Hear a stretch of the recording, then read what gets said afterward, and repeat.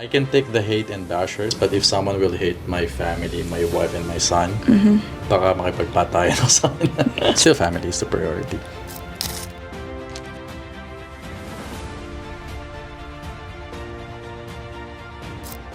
Zach in Australia, welcome to the show. Thank you. Thanks for having me. So, diba, like recently, ikaw yung vlogger of the year. So, ano yung feeling mo about it? Nakakatawa kasi hindi man ako vlogger. Ako podcaster. But grateful for the opportunity. Yeah. Natag lang ako ng one of the followers and then sabi ko, ay, may ganito palang pang award. Sa Philippines? Sa Philippines yan? Or here? Hindi ko alam eh. Basta follower nagtag lang siya, nag-congratulate siya. Sabi ko, okay, may ganito palang recognition. So, Pero I think yung mga kasama mo doon is like mga Filipinos, right? mm, Iba-ibang countries. Mga like influencers and vloggers na nasa iba-ibang countries, right? yeah, sila Panlasang Pinoy, si Janela in Japan, and yung mga other, mga sikat din na vloggers. So, ikaw here sa Australia. I think so. I think yun yung common misconception na pag you're online and nagvi-video ka, you're vlogger. But yeah, we'll call it vlogger na lang. True. Anyways, so, you just did yung first ever meet and greet mo. How was it? Good. I really enjoyed it. Medyo nag-overtime kasi ang daming questions na mga pumunta. But it felt na surreal then, and to be able to fill that room, that cafe with, lots of people. And saya. Masarap sa feeling nung naka-inspire. Yeah. And iba-iba yung, I guess, yung demographic nung pumunta. May mga matured, may mga teenagers. So I guess youngest was probably 17 up to mga 50, 65 years old may mga pumunta. 65? Yeah. Talaga? Kasi parents sila, yung mga anak nila nandito na naka-student. Sabi nila na, yung hindi makapunta yung mga anak namin na student sa Australia, kaya kami yung pinapunta. So sabi ko, oh wow, that's cute. And they even bought yung merch na kaya mo yan. Pinasign nila and then ipapadala daw nila doon sa anak nila Here. nandito. So, how was it? Like, I it's mean, cute. anong mostly like yung nangyari about it? Like, sa meet and greet?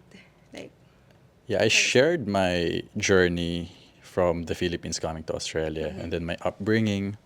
And then my sister, si Franz, yung nag-MC. And then I also had my mom to say a few words. So mostly kwentuhan lang of my life, and then yun, Q&A, yung mga questions nila about how to go to Australia, mga how to, stay motivated. that's nice. So, marami kasi like now, everyone can be a vlogger, everyone can be an influencer, right? So, what sets you apart from other vloggers or influencers? I don't think there's something special about me. I think I'm just hardworking. And when I commit on something, I just stay focused. But in terms of what's unique, I don't think I'm unique or special. When I want to do something, I want to do work, I just focus, put my head down, and give my 120%. So, yeah. So, what brings you or what inspires you to come up with such a content? Like, yung motivational content. Kasi, like, ang dami naman pwedeng contents, right? Like, I mean, lifestyle, diba? Yung mga ganyan. So, bakit, like, parang podcast? Bakit parang motivational content? Yung totoong nag-trigger sa akin is, I think I was on a flight from Sydney to Melbourne. And then, pagpasok ko ng toilet, ano ba to? Years ago. Pasok ko ng toilet, nakalagay dun sa wall, please leave this place better than you found it. Really? Yeah. And that message struck me. Sabi kasi it's such a simple message, but I can apply this to my life. Na whoever I meet along the way, na I just want to leave them better than I found them. In either business or, make them feel inspired or happy. So, parang that's yung heart nung my channel. That's why medyo inspiring, motivating yung Siguro kasi content. rin, like yung mga pinagdaanan mo din, yung journey mo, like, from before and up to now, na parang, Yeah. and you want to share it and to motivate other people as well na you can do it. Parang ganon. Yeah, because I didn't have a brother or role model talaga in growing up. Kasi ako yung panganay. So I was the role model. Yeah. But yung mga role model ko is people na I've never met. I have mga tito, but in terms of cousin, ako yung panganay na lalaki. Yung mga pinsan ko na babae, iba naman yung, yung trip nila sa buhay. True. So, yun, I just wanted to be parang kuya. But it's nice, no? So, meaning like, even yung cousins mo, since ikaw ngayon parang like, kuya na lang lahat. So, parang, they really look up to you, diba? So, parang you're being kuya to everyone na you want to inspire. Yep. No. Kuya Zac. Yeah, so, ayun. My next question is, yan ba talaga yung niche na gusto mo or do you have other content na naisip before? Like, bago yung motivational or yung podcast style? The initial idea was just an interview. Just Kasi I was just trying to prove to my clients sa Ascend Studios na this is what podcasting can do to your business. This is what TikTok versus Instagram na mas mabilis kayo in terms of virality, mas mabilis sa TikTok. And then I guess it's constantly evolving na at the beginning I didn't want to be hindi ayoko maging inspirational. I just want to provide value, education. I guess part of it is to be an inspiration din sa mga people aspiring to come to Australia or mga bago pa lang sa Australia. So, yeah, I guess it's constantly evolving. Currently, I'm doing mga inspirational, educational and motivational, but I don't know what I'm gonna do in the next 2-3 years. So, it's only been 1 year, so. Pero, di ba, sabi mo nga, like, this, yung pagpo-podcast mo and all, it's just a test to show it sa client mo. So, ano yung parang turning point na parang, okay, nag-work, kaya itutuloy ko na to. Parang ganon. Like, bakit? So after 1 month nung Zac in Australia, I was gonna shut down the project kasi I've proven to my clients na, okay, It worked. yeah, I have 10,000 followers sa TikTok, tapos sa Instagram, few hundred lang. And then Facebook, sobrang bagal nun 0. Talaga? Parang, mga few hundreds lang. And then, they bought the idea. Sabi nila, okay, let's do the podcasting na. These are Australian clients. And then, yung isasara ko na siya, sabi ng friends and some followers, wag, kasi may mga natutunan na kami. And, mga na-inspire. yeah. So, I guess, doon nabuo yung demand na, okay, meron pala nakaka-appreciate. So, ayun. For sure, yung mga followers mo already know yung journey mo or you being Zac in Australia. So, but for sure, they also want to know yung other side of you. Like, behind the camera, how is Zac behind the camera or off-cam? Paano ba si Zac? Oh, big question. Zac is a boring man, boring person. And I think most friends will agree. Yeah, very routine yung buhay ko. Nagising sa umaga and then look after my son. Tulungan kami ni wife. And then a bit of work, breakfast, bit of work, then gym. Minsan golf kasama yung friend ko si Skip. Skip. Feeling ko, ano yun eh.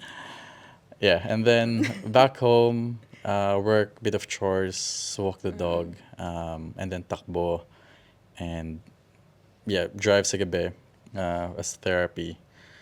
And very routine, nothing too special. How's your life became, like, I mean, from, let's say, of course, like, being single as Zac and all, and then now as, like, my family, as a family man, ano yung, like, sobrang big difference? Nung single ako versus ngayon family na. It's big change for me kasi I always say na I'm a lone wolf, an introvert. And yung change from being single na puro sarili mo lang iniisip mo and yung family mo sa Philippines.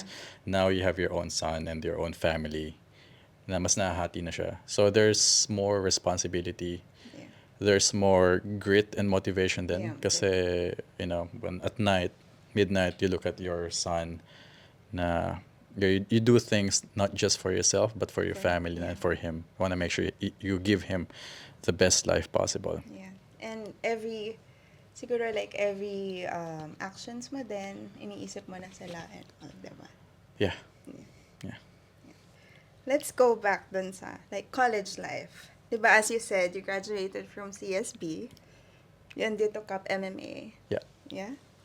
So, what's your work after you graduated? Like, nagkaroon ka ba agad ng yung videographer na work or, photographer? Yeah. So during college, medyo sumasideline na. Kasi hustler na ako nun eh. So, for the record, I'm a scholar. I didn't come from a wealthy family. And without the scholarship, I wouldn't be able to go to LaSalle Yeah. because it's very expensive. So, yeah, thank you for the school to giving me scholarship. So, yung mga ginagawa ko noon during college, syempre madaming classmates na they're not there to study. Yeah. Mga tagapagmana ng kumpanya, di ba? Mga hasyendero. So, yung mga projects nila na hindi ayaw nilang gawin, Ginagawa tinataman mo? sila. I'll do it for fee. For free. For For fee. fee. For a So, fee, okay. may bracket yan. Kunyari, thesis, mas mataas. Grabe. Yung mga simple lang, mas mababa. So, talagang bata pa lang. Like, I mean, like, on your teenage days, talagang Yeah. business na agad yung inisip mo. True, ganun. But I only do that pagka alam ko na either pinatapon lang sila doon ng magulang nila or they don't have passion for it. First, I try to teach them. But not everyone want to be taught. Yeah. So, doon ko na lang pinapasok yung business. Business. But also, kasi I needed the money to field trip, pang baon, and to support yung family ko nun. But then, yeah, before graduation, we started our own production company then. It's called Splugudug Productions. Kasi we do music videos. Ganun. And then, after that, naging employee ako sa remittance company sa Ortigas Okay. as a multimedia designer. So, graphics, video editing. Yeah. And then, after nun, Australian. yeah, Australia. So, ano yung naging inspiration mo? Bakit MMA? I didn't realize that I came from a family of artists, creatives. So, mom ko, writer, dad ko, designer. When I was growing up, I just, look at them na yung mom ko nasa radio station, broadcaster, dad ko naman, nasa computer, nagpo-Photoshop, Illustrator. Tapos Talaga? ako, yeah. And then, sooner ko lang na-realize na bigatin pala sila in the industry. My dad designed yung Colgate packaging, yung Tide, Palmolive. Weh? Sabi ko, ikaw pala yan? And then I just look at someone on the computer every day as a freelance, ganyan. Yeah. And then found out then na yung lolo ko was a photographer ni Cory Aquino and friends ng Ayala family. He is the photography consultant. And then yung tito ko, first photographer ng FHM. Wow. Yeah, sabi ko, dapat din ako Best nag-intern job. eh. Best job ever, gano'n. Yeah, and then sabi niya that time, yung mga models yung nagbabayad to be featured in the magazine. But now, baliktad na. And then dad ko, photographer din sa dyaryo, sa media. While mom is doing the writing, dad ko yung nag-shoot. So they work, din. Wow. That's nice. So, talagang nasa blood. Yeah. So, I guess, yung nag-apply ako sa LaSalle. I tried UP. UP hindi ako nakapasa. Ateneo, sobrang aga pala nung exam nila, na-miss ko. UST pasado.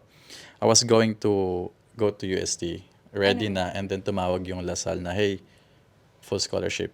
So, I'm like, okay, I'm on my way. Yeah. That's nice. That's nice. Yeah. So, what makes you decide na you want to come to Australia? After nung, like, when you graduated, nagka-work ka, then, what's the deciding factor na parang, okay, I want to go to Australia? So, dati pa, yung tita ko dito, siya yung nag-offer. She want to sponsor yung family. So, supposedly, 7 pa lang ako, magmamigrate na sana yung family. But, my parents had different plans. They wanted us to grow up muna in the Philippines to learn the values, the culture. Yeah. And then sabi nila, after nyo mag-graduate, you can do whatever you want. Kung gusto nyo mag-Australia, Canada, kayo bahala. And then, I just had a really difficult time from traveling from Valenzuela to Ortigas. It's a 4-hour trip. Not 4 hours, 3 hours. But I wake up 4 a.m. to get to Ortigas ng 8 a.m.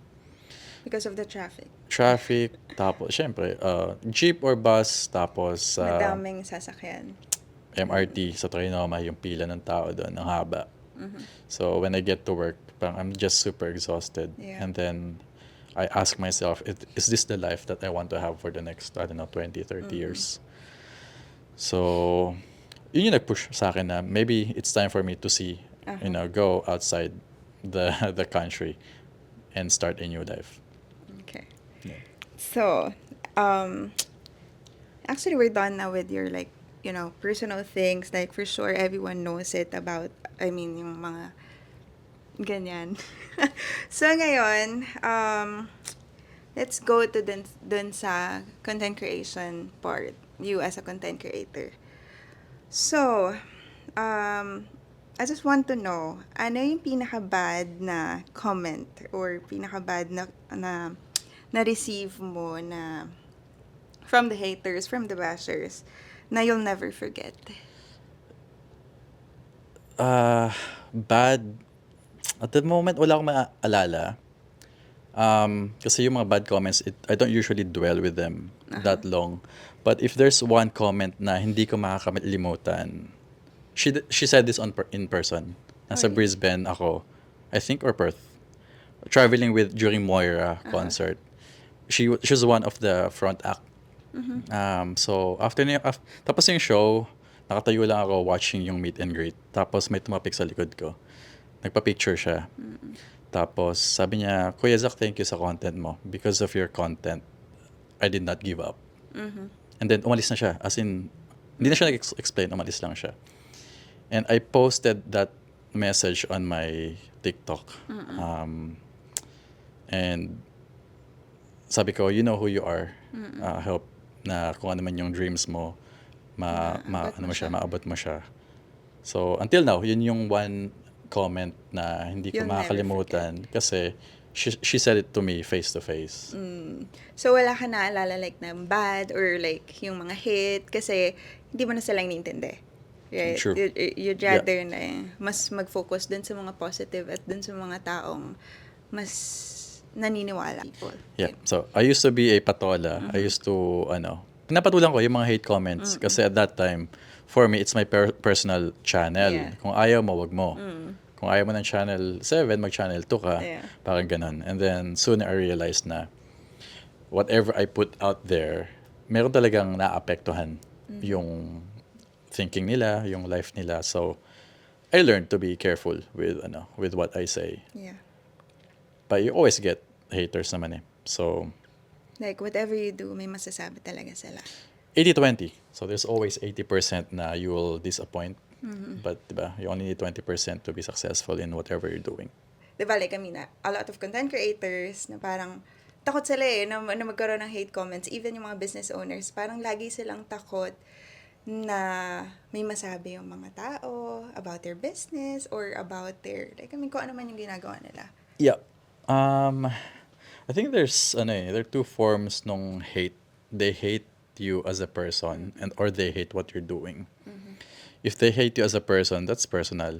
Parang walang silbi yun eh. If they hate what you're doing, I guess it's good to understand why do they hate it. Kasi there could be some good results from a hate kasi minsan hindi naman siya hate. It could be criticism. Yeah. Or constructive criticism. And I guess as a content creator or creative, it's good to understand saan ba nanggagaling yung hate. Will it be useful to improve your content, yung ginagawa mo? Or do they just purely hate you because it's you? Yeah. So I guess, and hate is always coming from the bottom eh. So, because people doing better than you, they will not hate you. Kasi they understand yung hustle, yung grit, yung hard work. And just focus on what you're doing. People will always hate.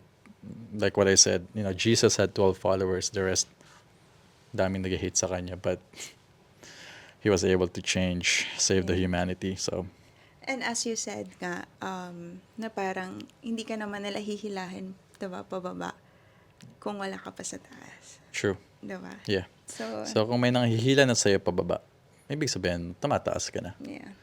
How do you deal with bashers ba? Like, how do you deal, like, I mean, with them right now? I'm actually, let's talk about, like, how do you deal with them before and how do you deal with them now?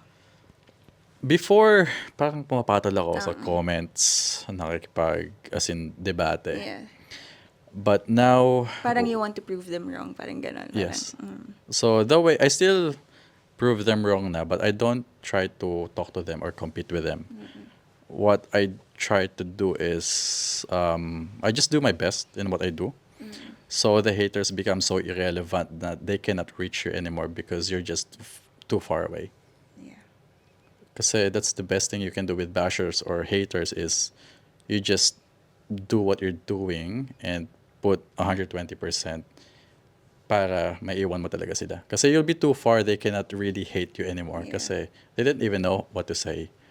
And they see you progressing with your business, with your life, na for them, well, parang ako hating Elon Musk. True. Anong panabla ko doon, di ba?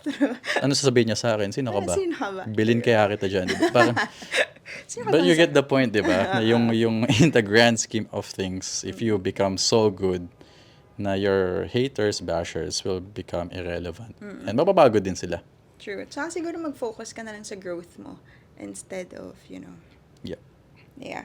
So, for sure, alam mo naman na you're getting famous. You're getting there, No, I mean, let's be real. So, ayun, paano nabago ng fame yung life mo right now? Um, nabago. Wala masyado. Well, madami na-recognize on the streets. I guess wherever I go, there's always someone na naka-recognize. Ay, Kuya Zac, ganyan. Papanood kita sa TikTok or sa Facebook. Philippines, Australia, may nakaka-recognize. And I guess yun lang yung nabago na I'm still getting used to it na yung nagpapapicture Yeah. or nagpapasign pa ng kung ano mahablot nila, cap, shirt. Really? Sabi ko minsan, sure kayo? Sure ka? Pero, Kasi pag nilaban mo to, matatanggal to. Matatanggal Sabi, hindi ko po to lalaban, Kuya Zac. Talaga? Sabi ko, okay. So, with my lifestyle, wala masyadong nabago. Ganun pa din. so, siguro, like, ano yung parang pros and cons ng ganon na parang ngayon na you're getting famous, like everyone, wherever you go, as you said nga, parang may nakaka-recognize. So, what do you think is yung pros and cons ng ganon? I'm still a boy. I'm a silly boy na makulit ako. So sometimes when you're in the public, na pagka naglolokohan kami ng mga friends ko, sometimes you have to be careful with what you say. Siyempre lang na pag mga boys, kayo magkakasama, maraming kalokohan. Yeah. And with my brand na I'm trying to inspire people. Na, so I just need to be careful with what I do now Yeah. in public. Kasi more eyes are looking, more ears are listening. But I guess it also helps me to parang practice what I preach. Yeah. Pero yun, minsan, it's kind of limiting yung, ito ako sa labas eh. Pero I need to tone it down a bit. Yeah. Are you really getting used to it? Like, yung nangyayari sa'yo ngayon? Am I getting used to it? Konti. Yung mga attention. Yeah. Kasi as an introvert, as you said, introvert ka nga, diba? So, like, parang I think it would be like, I mean, medyo mahirap sa'yo yun na, alam mo yun, to talk to everyone. Like, I mean, you need to talk to them whenever, like, nandyan sila kasi nga, they will approach you. So, parang hirap pag introvert ka tapos ngayon na nandyan ka na, parang you're very public. You learn how to put a mask on din eh. Yung extrovert mask mo, especially when you're out there in a networking event or business. Now, when it's time for you to talk, to meet people, to smile, you just have to do it. But I can only do it for a certain period of time kasi nga introvert. And Mapapagod ka. mabilis maubos yung battery Social ko eh. battery. Yeah. So, nasa 85% na lang yung health nung battery. Battery health, yeah. Pero yeah, I just need a good time off to recharge, and then I can go again. So, yun, let's go back dun sa private life mo. Okay? Since you're not posting naman about your family kasi you want to keep it private nga, And some followers may think na you're single. Diba? So, how do you handle yung mga followers na nag-approach or nagme-message sa'yo and showing interest on you? Fina-forward ko yung account ni Skip. Like, this guy is single, follow. That's good. True. Pero, um, ngayon kasi, well, good thing with social media, you can accept yung message. Okay. So, you can ignore lang. Yeah. Pag, yung, alam mo, medyo inappropriate yung message nila. Yeah.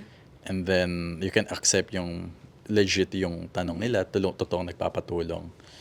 So, I guess that's another, downside of having fame and Yeah. attention is, it doesn't matter kung married ka, kung may wedding ring ka, if they want to pursue you, Yeah. they will do whatever they can. And they will try. Yeah. So, I guess it's, nasa sa'yo na yun eh. As a person, yung boundaries mo. Yeah. But, kita naman natin sa mga celebrities, people na kala natin hindi magbe-break. Yeah. And then suddenly, nag-break sila kasi nga, di ba, may mga si Maris different. Matula. Ang dami, di ba? Sila Yeah. Kim Chu, si Rico, True. recently, yung Katniel. Ayun. Well, so ayun, talking about like private life, bakit mo napili na going private yung family side mo or like hindi i-share yung life mo with your fam? Well, it's not a secret naman, but it's not public because I just want to protect what's the most important for me. Mhm. So, that's it. Kasi it's Zac in Australia yung brand. Hindi Yeah. naman siya Zac Zac and and the family. family. Diba? True. Ang daming vloggers na yun yung brand nila about Yeah. their family. And I'm not one of those. And I can take the hate and bashers, but if someone will hate my family, my wife and my son, baka makipagpatayan ako sa kanila. True. But hindi. Yun yan. I just Yeah. want to protect them. Yeah. Yeah. Walang patayan. It's very normal No, I'm naman not for I'm sure not a na violent you want to person. protect your family, syempre. So, ayan, knowing Zac in Australia, hindi lang naman ikaw content creator, isa ka ding business owner. So, how many businesses yung meron ka as of now? In Australia? Lahat. In the Here and Philippines. Philippines, we have yung Granola Manila, Uh-huh. which I help my mom. Cakes by Friends, help my sister. Yung Cozy, which is yung oversized hoodies. Starting some Airbnb businesses then. Really? Yeah. And then in Australia, we have yung Ascent Studios, which photo and video production for B2B. And then yung Ascend Weddings naman for photo and video for weddings. Alviz Accounting, which I co-manage with my wife. Uh-huh. Yung Padayon, which is a marketing company for migration and education consultancy. Zac in Australia is a business, and also in Zion Productions, where we Yeah. bring yung mga Ang artists. dami. Yeah. Like, how do you manage everything? With the help of people, team. Yeah, I don't do it alone. Yeah. I used to parang kasi I am a control freak. Okay. And then my mentors taught me na you need to delegate, otherwise you won't be able to scale. Yeah. So small things, train people. Yeah. Concern ko nun is paano pag umalis sila? Sabi niya, that's part of growing eh. So you just need to be very careful who you hire. True. And make sure na everyone feel like they are part of your ecosystem, of your team, na hindi lang sila tauhan. Yeah, hindi lang sila empleyado. Parang, So yeah, I have lots of help, which I'm able to juggle things. yeah. And the good thing is they're helping you and you're also helping them, diba? Financially and all, and in the life. So, what can you advise people who wants to start a business and get out of their employee mindset? Advice is, I might get some hate for saying this, but when I started, I didn't have a plan B.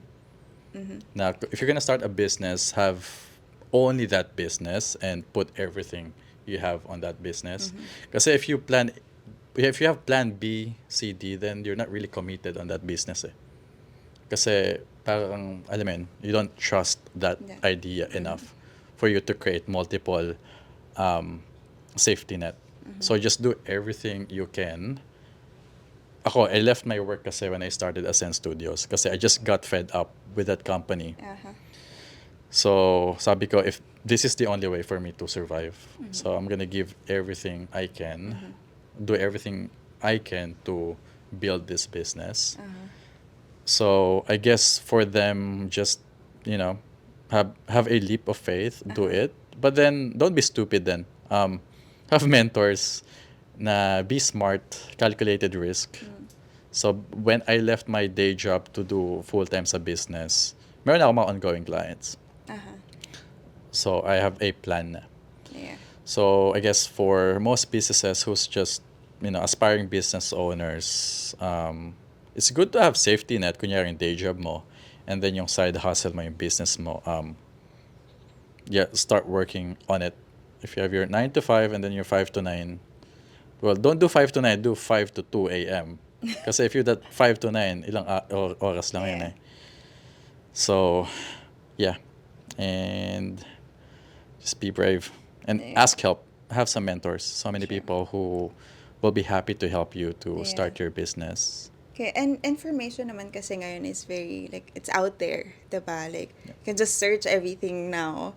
And a lot of people wants to help na rin eh, without any, diba, payments and all. So, Yeah, it's nothing new, and people already built the blueprint. Kunyari, you start a merch business or cupcakes. Just find people who've done it successfully and then reach out. just follow yung blueprint nila. Some of them they sell it, some of them they offer mentorship. So, yeah, don't start from scratch if you can. Kasi yeah, some people na mentors, alam na nila yung yung Yeah, pagdadaanan yeah. yung journey. So ask help. Mas less malalasan yung failure, diba? Yeah. So, during yung journey mong yun, like putting up a business, nag-resign ka nga dun sa job mo and all, what's the most important lesson that you learned Most important lesson I dun learned, sa buong journey mong yun? just be a good servant. Kasi once you start your business, you're serving people. You're not serving yourself. Yeah. So just provide a lot of value to them. Na like this is what I can offer, my service, my business, and this is how it can help you make your life easy. Ayun lang. And always I believe na yung customers, clients mo, they're always right. Kasi Yeah. sila yung magbabayad sa'yo. So, as a business owner, your job is to educate them. Yeah. Kung ayaw nila, then do what they want. At Yeah. least you educated them na ito yung possible na pwede mangyari pag hindi mo sinunod yung yung payo Yeah. namin kasi we've done this multiple times. Sure. But it's always our job to educate them na Yeah. these are the pros and cons. So, dun sa mga gustong mag-start ng business, ano yung tingin mo na mga common mistakes ng mga nagsa-startup? Common mistakes ng startup, number one is they try to perfect their product or service before their launch. There's a book about this. It's called Lean Startup by Eric Ries. Na yung product mo, once it's ready, it's functional, kahit prototype yan. Di ba yung Tesla, yung Cybertruck, prototype pa lang binebenta na nila. Yeah. And doon nila malalaman kung may demand ba talaga eh. Yeah. So, parang sample product pa lang, ibenta mo na siya, i-launch mo na siya, pre-sell ka na, pre-sale. Yeah. So, you can see ano ba yung reaction ng market. So, And then from there, dun mo na lang i-build, diba? Tapos Yep. from there, makikita mo kung nag-work, ano yung pwede ma-enhance, and all. yeah. So, start lean. You don't have to perfect it. Make sure it's functional and then offer it to the market and then see kung ano yung magiging response nila. Guess another common mistake is they don't do proper research. Yung business is very motivated by their passion. And I don't believe na you should make your passion your profession kasi what if, kunyari, dun sa suburb nyo, sa city nyo, passionate kayo kung passion mo photography, sa suburb nyo, 1,000 kayong passionate about photography, eh, naghahanap lang ng photographers, 200 lang. Yeah. So, agawan kayo ng client. So, yeah, do proper research and make sure na there is a demand for that product. Yeah. So, how would you know if there's a demand? Lean startup. So, start lean, see what kung may bibili ba, True. before you put all your money and your time into that business. That's very true.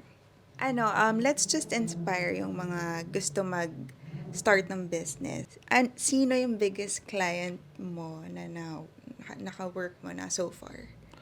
Biggest client, I think, one of them is yung JS Health Vitamins. So I think they're worth maybe almost $1 billion business now, more or less.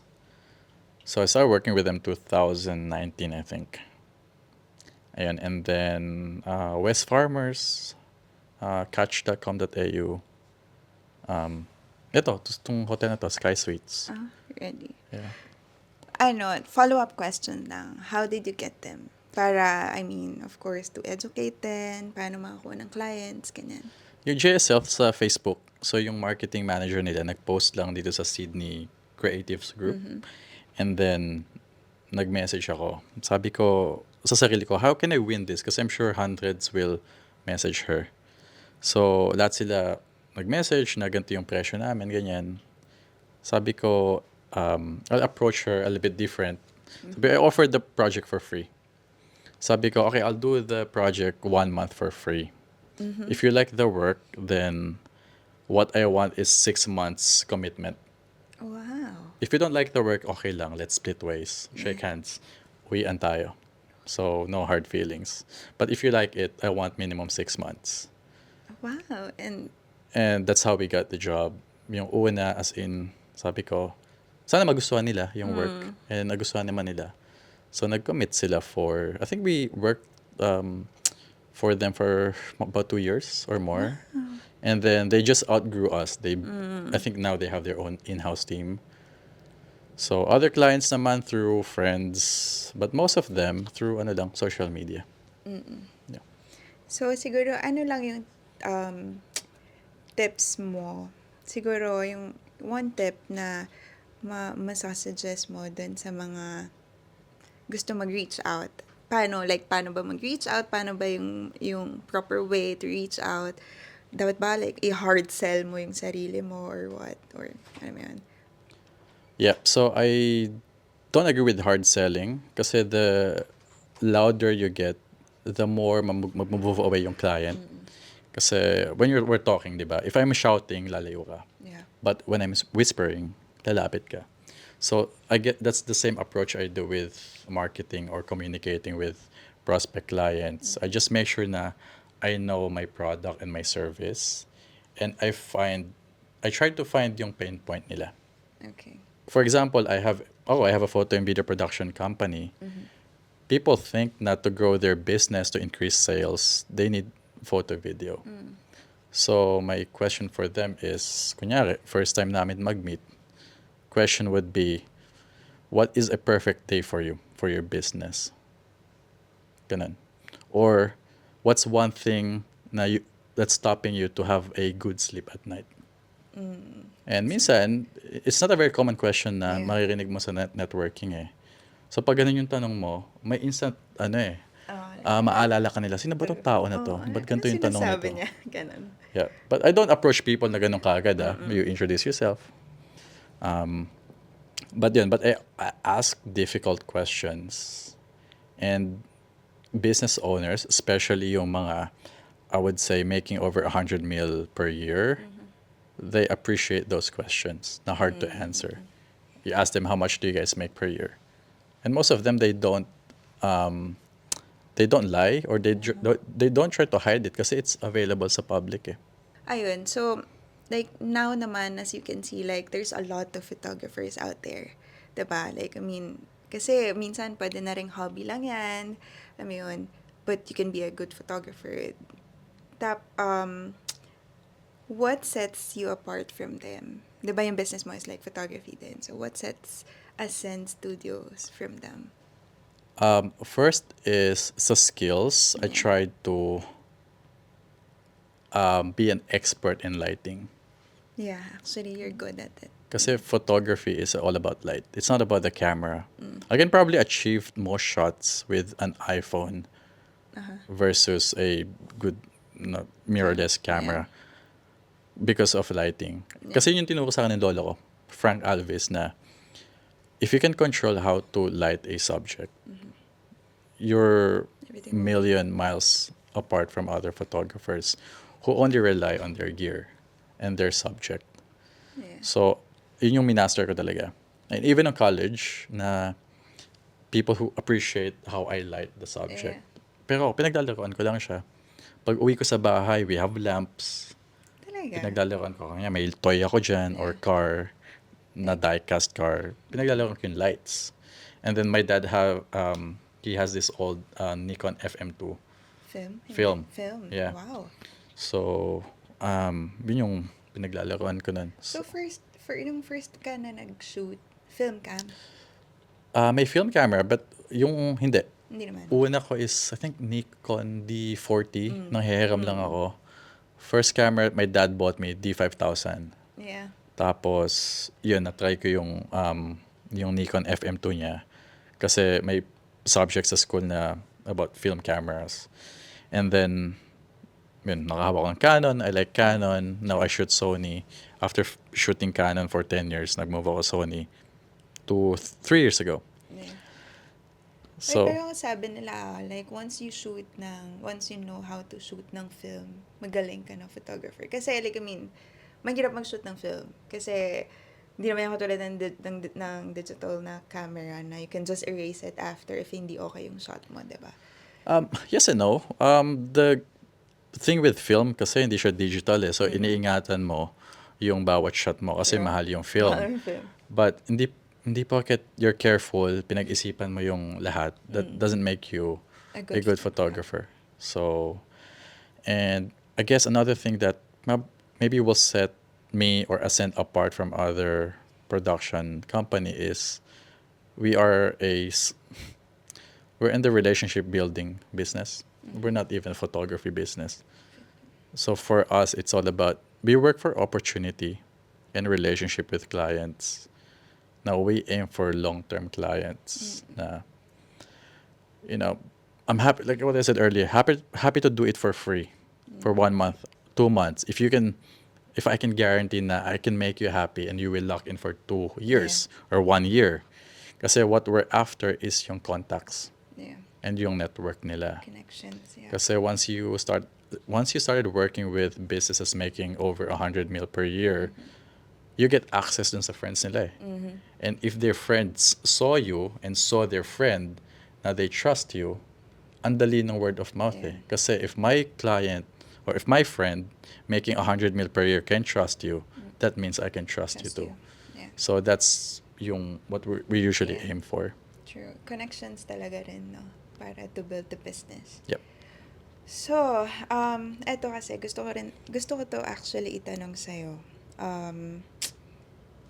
When would you know if your business is working or when to stop? Kasi feeling ko, I mean, now, as I said, madami ng informations out there. Madali na mag-business, madali na mag-start. Pero, when would you know na, okay, it's working or it's not? Like, you should stop na, ganyan. If you look at the business and you say to yourself, this is something I will focus on for the next 5 years, not for the next 3 or 5 months, then yung success rate mo will probably increase kasi you are willing to take more challenges than just, dami kasing bagong business, Yeah. nag-launch sila, walang pumunta, or dalawa lang yung bumili. I understand it's hard, di ba? Kasi walang nakabili. Tapos, usually, it's the strangers that will trust you first. But, like, how long can you take yung struggles and suffering for you to achieve yung success? So, I guess, for me, paano mo malalaman when to stop or when to pivot and when to pursue is, syempre, profitable. You set a time frame. Okay, I'll start a business. I'll say 2 years. Pag ito in 2 years, I've done everything I can. I've done mentorship. Hindi siya nag-work. Maybe I will consider pivoting. Pivoting meaning you're finding another way. You're not stopping eh. You're finding another way for either do you need more investors? Do you need a different mentor? Do you need a new business idea? So you're just pivoting. You're Yeah. not really stopping Yeah. yung pagiging entrepreneur mo. So, but if your plan is to stop and go back to your old job, ibang Usapan usapan. na yun. Yeah. Yeah. So, last question. What are your future plans na pwede pa naming abangan for Zac in Australia? Future plans, nothing. Yeah, I don't usually tell people my plans Yeah. kasi I just kind of do it. Yeah. With my personality, I like to change things a lot. So, maybe today magbenta ako ng merch, bukas magbenta ako ng bagoong na may kaya mo yan na merch just because I want to, 'di ba? Kaya mo yan bagoong, ganun. Yeah, kasi that's like what I said earlier, because Zach in Australia is starting to become a proper business. I need to listen to the followers and Yeah. crowd, 'di ba? Where is the money? Where is the attention? Ayun. So for now, yeah, more, I guess, to give you some answers, more inspirational content. That's one thing na I guess I will never stop. Yeah. More fruitful and educational podcast, bigger guests, guests that will provide more value. So it's all about, yeah, motivational, to help people become better in business, Yeah. in life. Yeah, I want to feature people that's doing a lot better than me Yeah. because I really want to learn from them. Yeah. I don't think din naman na you're going to change it. It's just like you're adding more into it. Yeah. Diba? That's probably the term, adding more. Yeah, adding more. Yeah. So, I will give you a scenario. Okay? Hindi mo to alam. Okay. Hindi mo to talaga alam. But, so since lahat nga ng napag-usapan natin in this podcast is about your family, you as Zac in Australia, like a content creator, as a father, as a husband, everything. Okay, I will just give you a scenario and then let's see kung paano mo siya i-handle. Okay? So, Scary. so Zac in Australia is earning millions and millions. Maybe billions, ganyan. It can provide for your family more than a comfortable life. You can retire in a year or maybe in months, you know. But your family asks you to stop everything. Kasi their privacy is getting affected by your by your fame. And yung time mo din sa kanila na ginaapektuhan na, what would you do? I'll stop everything. Stop everything. Yeah. But I can drop everything now if my wife will ask me, or if my son will ask me that, "Oh, hey dad, you can't take me to my game anymore because you're too busy." That will question me because I'm doing this for them. Before I used to do it for myself. So if they will tell me na, I always have this conversation with my family na, do you think it's too much? Yung attention? Am I becoming too busy and I don't have time for you guys? Just let me know. Kasi I'm a workaholic. And I don't think I'm going to retire. Yeah. I'm just gonna work till I cannot work anymore. I'm just born to work. Either working on, but I want to work on something that I'm really passionate about. I want to work on something that I love.